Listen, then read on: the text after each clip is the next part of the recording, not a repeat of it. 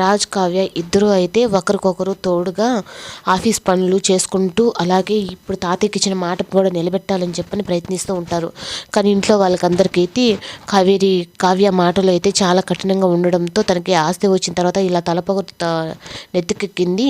అన్నయ్య నాకు కావ్య మాటలు నాకేం నచ్చటం లేదు అన్నయ్య అని చెప్పని ప్రకాశం కూడా అంటాడు.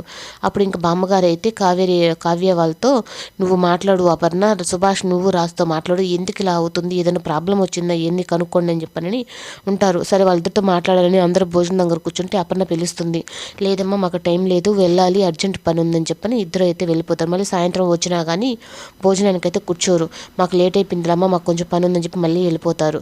వీళ్ళు ఎందుకు ఇలా ప్రవర్తిస్తున్నారని చెప్పని అపర్ణ కూడా అయితే అర్థం కాదు. కానీ నగలు అవన్నీ చూసిన తర్వాత రేపు వాళ్ళకి డెలివరీ ఇవ్వాలి కదా అని చెప్పని అంటారు. కానీ ఈ లోపల అనామిక అయితే సామ్రాట్ అయితే వాళ్ళు నగలు కూడా చేపించి వాళ్ళకి ఇచ్చేస్తున్నారు అంటే అక్కడున్న వాచ్మెన్తో అయితే మాట్లాడి నేను డూప్లికేట్ కిరీటాన్ని అక్కడ పంపిస్తున్నాను, ఒరిజినల్ కిరీటం నాకు పంపించు, నీకు 50 లక్షలు ఇస్తానని చెప్పి అనడంతో అప్పుడు వాచ్మెన్ కూడా దానికి సరే అంటాడు. అప్పుడు చూసావా ఇప్పుడు నేను కావ్యని రాజుని ఎలా దెబ్బ కొడతానని చెప్పని సామ్రాట్ అయితే అంటుంది.